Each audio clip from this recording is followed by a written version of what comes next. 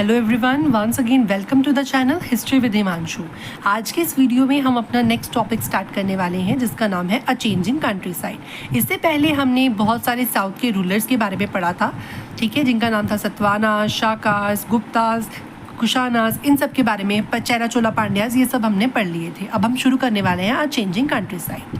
Changing country side में हमको क्या पता चलेगा कि मतलब इस टॉपिक में हम जानेंगे कि किस तरीके से, अब हमारे चैप्टर का नाम क्या है, किंग्स, फार्मर्स एंड टाउन्स। हमने राजा लोगों की स्टोरी पढ़ ली कि नॉर्थ में कौन से राजा थे, साउथ में कौन से राजा थे, और अब हम आ रहे हैं अपने फार्मर्स की और टाउन्स की लाइफ पे कि मतलब फार्मर्स किस तरीके से रहते थे कंट्री साइड पे, ठीक है, कॉमन लोग किस तरीके से रहते थे, तो उस टॉपिक पे हम आ रहे हैं। तो अब हम जानते हैं a changing countryside, farmers और a common people, we know about the life of common people, ठीक है।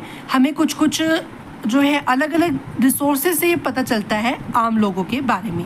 बेसिकली हमारा इस चैप्टर का जो रिसोर्स है आम लोगों को जानने के लिए वो है जातकास की स्टोरी या पंचतंत्र की स्टोरीज़।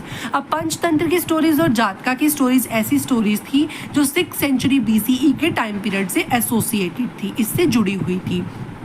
तो जातकास की स्टोरीज़ और पंचतंत्र की स्टोरीज़ हमारे लिए कुछ ऐसे रिसोर्सेज हैं जिससे हमें यहाँ के आम लोगों की, कॉमन पीपल्स की लाइफ के बारे में जो है पता चलता है। बट आपको मैं बता दूं, हिस्ट्री की एक लिमिटेशन है कि हमें जो है राजा महाराजा या रिच कैटेगरी के जो पीपल होते हैं उनके रिसोर्सेज इजीली अवेलेबल होते हैं as compare to common people. इसीलिए कॉमन पीपल को जान पाना, कॉमन पीपल डेली क्या एक्टिविटी करता था उस समय में, तो वो जानना थोड़ा मुश्किल हो जाता है as compare to rich people. The story was written गाय टांडू जातका, ठीक है, और अगर प्रोनाउंसिएशन गलत हो रही हो तो आप थोड़ा देख लेना, ठीक है।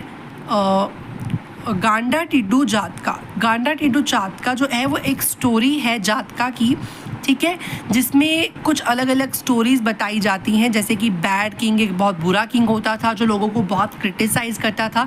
इस तरीके की डिफरेंट स्टोरीज़ हमको बताई जाती हैं जो कि एसोसिएटेड बताई जाती हैं इस टाइम पीरियड से। ये भी एक तरीके से आप कह सकते हैं कि हिस्टोरियंस का एक अंदाज़ा हो सकता है कि जातकास और पंचतंत्र की स्टोरीज़ इससे एसोसिएटेड है, ठीक है। बट आज तक हम हिस्ट्री में यही मानते आए हैं क्योंकि हिस्ट्री की कुछ ना कुछ लिमिटेशंस भी रहती हैं। तो हमें फार्मर्स की लाइफ के बारे में पंचतंत्र और जातकास की स्टोरी के थ्रू पता चलता है। नेक्स्ट है strategies for increasing production. Production को बढ़ाने के लिए किस तरीके की स्ट्रैटेजीज अपनाते थे यहाँ के किसान। पीपल स्टार्टेड प्लोइंग, पीपल्स यहाँ पर हल चलाना, प्लोइंग करना, टिलिंग ऑफ द सॉइल करना, ये सब काम यहाँ पे शुरू कर देते हैं। The area those Ganga region land was very fertile due to alluvial soil. Alluvial soil होने के कारण, यहाँ के गंगा रिवर के कारण यहाँ पे बहुत ज़्यादा फर्टाइल लैंड होती थी, ठीक है, नॉर्थ इंडिया में। और 6th सेंचुरी BCE के समय में क्या होता था, आयरन टिप वाले प्लोइंग्स का इस्तेमाल करते थे, ठीक है। हमें कुछ कुछ एविडेंसेस मिले हैं जिससे हमको पता चलता है कि इस समय में लोग आयरन टिप वाले प्लोइंग टूल्स का इस्तेमाल करते थे जिससे खेती और भी ज़्यादा अच्छी होती थी। They get no about the process of transplantation of agriculture irrigation. अब उनको ट्रांसप्लांटेशन और अच्छे से इरीगेशन, ट्रांसप्लांटेशन क्या होता है, एक जगह से पौधा निकाल कर किसी फर्टाइल लैंड पे लगाना, ये भी वो जानते थे, ठीक है, इस समय के लोग। और इरीगेशन की फैसिलिटीज़ जो है वो रिवर्स और कैनाल्स के थ्रू बहुत ही अच्छे तरीके से यहाँ के लोग करते थे। Differences in the rural society, rural society में क्या क्या डिफरेंसेस होते थे, तो फार्मर्स को इन्होंने 4 कैटेगरी में बांट रखा था, ठीक है। सोसाइटी उस समय में, रूरल सोसाइटी 4 हिस्सों में डिवाइडेड थी। पहले थे गृहपति। गृहपति कौन होते थे, गृहपति होते थे बेसिकली जो होते थे हेड ऑफ द हाउस, ठीक है, गृह का। अब हम हिंदी के साथ अगर इसको एसोसिएट करके देखें तो हमको पता चलता है गृहपति, गृह का हेड। गृह क्या होता है, घर का हेड को हम गृहपति कहा करते थे उस समय में, ठीक है। तमिल लिटरेचर से हमें पता चला है इसके बारे में। लैंड ओनर, जो लैंड ओनर होता था, किसी भी लैंड का कोई भी मालिक होता था, उसको वेलेलर कहा जाता था। प्लोमैन को क्या कहा जाता था, प्लोमैन मीन्स हल चलाने वाला आदमी, उसको उजावर कहा जाता था। और जो उस समय के स्लेव्स होते थे, उस समय के जो है बेसिकली नौकर चाकर होते थे, उनको आदिमय कहा जाता था, ठीक है। तो उस समय में 4 तरीके से सोसाइटी डिवाइडेड थी। गृहपति जो कि हेड ऑफ द हाउस होता था, लैंड ओनर वेलेलर, प्लोमैन उजावर कहा जाता था, स्लेव्स को आदिमय कहा जाता था। नेक्स्ट टॉपिक है हमारा land grants and new rural cities। There were land grants. अब इस समय इसको बता रखा है कि उस समय में लैंड ग्रांट्स होती थी, मीन्स कोई भी किसी को भी लैंड गिफ्ट में दे दिया करता था ruler. There were land grants given by king to anyone if he happy. अगर कोई भी राजा किसी से हैप्पी हो जाता था, किसी से खुश हो जाता था, तो वो उसको लैंड ग्रांट कर दिया करता था, ठीक है। बट अब क्या होता है, अभी उस समय में एक एक्सेप्शन थी कि उस समय में क्या होता, सॉरी उस समय में ये था कि मतलब लेडीज़ जो थी वो रूलर नहीं बन सकती थी, ना ही वो किसी को लैंड ग्रांट कर सकती थी। बट इसकी एक एक्सेप्शन हमें हिस्ट्री में मिलती है।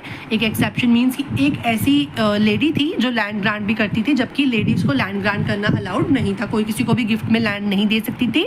बट प्रभावती गुप्ता जो कि चंद्रगुप्त सेकंड एक रूलर हुए हैं चंद्रगुप्त साम्राज्य, गुप्त साम्राज्य के, तो उनकी एक डॉटर थी जिनका नाम था प्रभावती गुप्ता, ठीक है।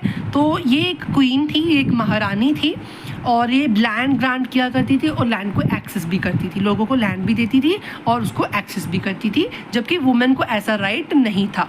सम people think that land grant is only for the extension of agriculture. बहुत सारे लोगों का ये मानना था कि लैंड ग्रांट जो है वो इसीलिए किया जाता है ताकि एग्रीकल्चर जो है अच्छे से, जो है लैंड रिसोर्स का अच्छे से इस्तेमाल किया जा सके, और जो है महारानी को ज़्यादा से ज़्यादा टैक्स मिल सके, या किसी भी राजा को ज़्यादा से ज़्यादा टैक्स मिल सके, इसीलिए लैंड ग्रांट की जाती है। बट नॉट रिकॉर्ड्स ऑफ पेस्टोलिस्ट और हंटर गैदरर्स। अब हंटर गैदरर्स और पेस्टोलिस्ट उस समय में क्या करते थे, उनका क्या दिनचर्या रहती थी, इसके बारे में कुछ खास रिकॉर्ड हमें हिस्ट्री में नहीं मिला है, ठीक है। नेक्स्ट है टाउन्स एंड ट्रेड्स। अब इनका ट्रेड कैसे चलता था। द एरियाज ऑफ पाटलिपुत्र और उज्जैनी, हमने पीछे भी पढ़ा था कि पाटलिपुत्र और उज्जैनी का एरिया रिवर्स के साथ कनेक्टेड था, जिसके कारण ये ट्रेड के लिए बहुत ज़्यादा फेमस थे, और यहाँ से बहुत अच्छा ट्रेड चलता था अदर कंट्रीज़ के साथ, अदर साम्राज्यों के साथ, ठीक है, अदर एम्पायर्स के साथ ट्रेड चलता था, ठीक है, मौर्यन एम्पायर का। और पाटलिपुत्र और उज्जैनी रिवर्स के साथ कनेक्टेड होने के कारण ट्रेड ईजी हो जाता था। नेक्स्ट है अर्बन पॉपुलेशन।